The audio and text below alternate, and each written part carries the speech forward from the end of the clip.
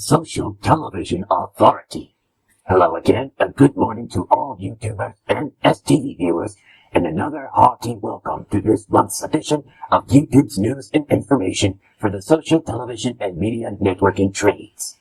Today, President Paul Hockley talks to manager Warren Wilson about yesterday's trade tests for Channel 3 coverage before the opening of the network's first launch approaching in a few days' time. We will jump into that in a couple of minutes. But the big news this month is that we have discovered our very first subject of trade news for YouTube and social television instead of development news for Google that we chose to bypass. For starters, we begin the first trade news topic, where the subject on the first appearance of YouTube podcasts goes into brief description. YouTube Podcasts is the latest social television feature library, which produces playlists into digital and social broadcasts to share with trending transmitters. We consider this as the opening act into 720 line podcast television for programming improvements. You'll remember that the term 720 lines describes as a new meaning on providing 720 pixels for video resolution quality. Channel receptionists using the YouTube Studio feature recommended using even higher resolution than that of what has been commonly used. You'll also remember that podcasts create a new environment around social media sharing services. There is another consecutive way on making this possible. The STA will present a new type of media broadcasting to attract social users in a different form of comprehension. Rather considered by grabbing attention to social listeners than to social viewers, podcasts can also provide audio to allow the public to focus on everyday stories and perhaps to be entertained. Local users discovered this as independent social radio, or ISR for short as mostly known. The STA's professional experts team will announce that this all-new media type will start operating in conjunction with local independent services by special engagement with nationwide social customers. Social broadcasting stations from local statewide areas should predict in their own opinions that this is a good idea. The breaking point was that many social broadcasters find this type of trade a really useful strategy, now discovered for the very first time. Things have changed since the succession of regular rooftop antennas and aerial components to work on feeding transmission signals through the entire community from earlier in the days of cable, digital, and social television.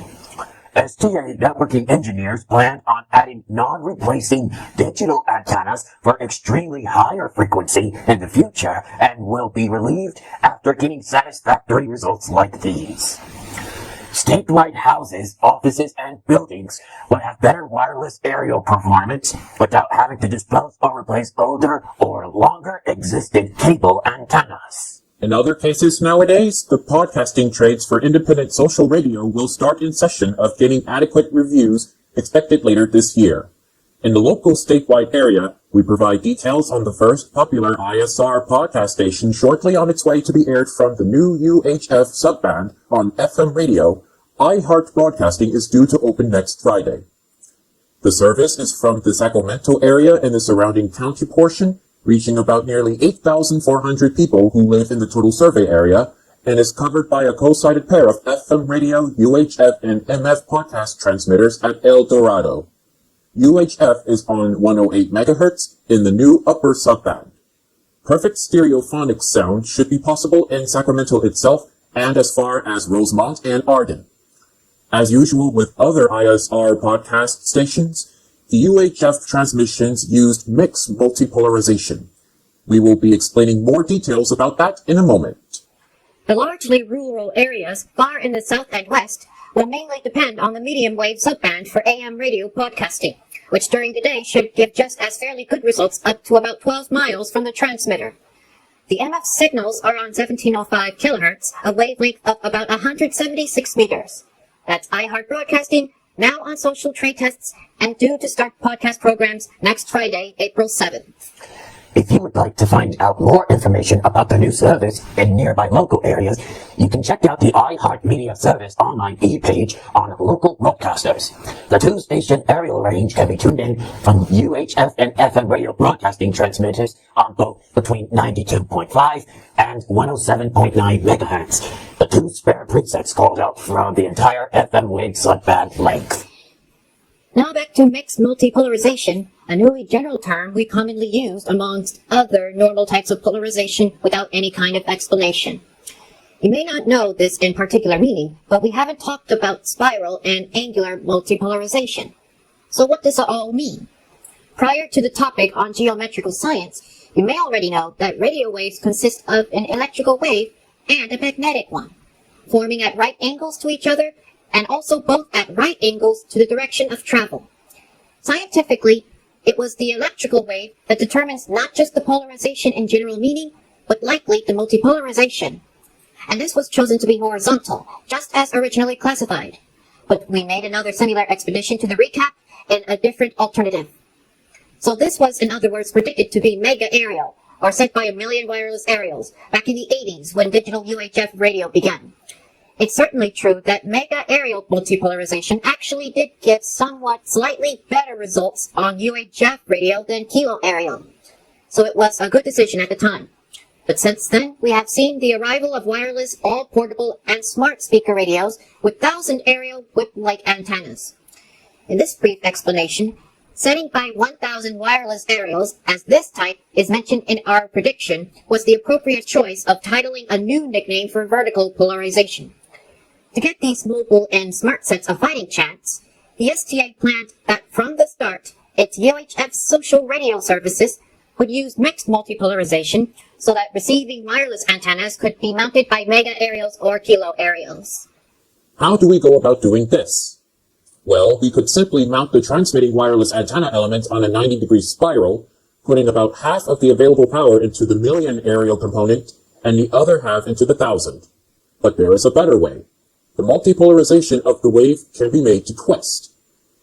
Let's take a look on an electric wave during one cycle. This one's by 1,000 wireless aerials multipolarized, and see how it increases from 0 up to a maximum bound, through 0, down to a minimum bound, and finally back to 0. This is originally considered as vertically polarized, and the transition is therefore changed on the y-axis. If we take a second wave, multipolarized at right angles, and with a different change in phase by 180 degrees, then when one is at 0, the other is at a maximum bound, and repeats again. Add the two together, and you can see that the resultant is a certain way of whose multipolarization in both directions appears to twist. There is in fact a rare signal in all planes of multipolarization, but otherwise the signal is the same. This is actually described as angular multipolarization, a proper classification name for what is also known as half-circular polarization. Under the receiving antenna can be mounted with the elements at any angle by any large group number of wireless aerials, and still pick up the same signal. In general practice, however, it's not always possible to maintain the exact phase and amplitude pattern relationships, and it's much safer to settle for the more professional description of mixed multipolarization. The important thing to remember is that there are signals in both mega aerial and kilo aerial access planes, although it does mean that we can't use different multipolarizations to protect against co-buffering interference as we do with social television. Where else can we apply all these principles? Target broadcasting from satellites will certainly use angular multipolarization. And because these transmissions will always come from the same direction for the record, we can take advantage of the two different directional senses of rotation, clockwise and counterclockwise. Using angularly multipolarized receiving antennas of the correct sense, it will be possible to discriminate against unwanted signals or connections with the opposite sense by other means. But perhaps we'll go into something like all that some other time in the future.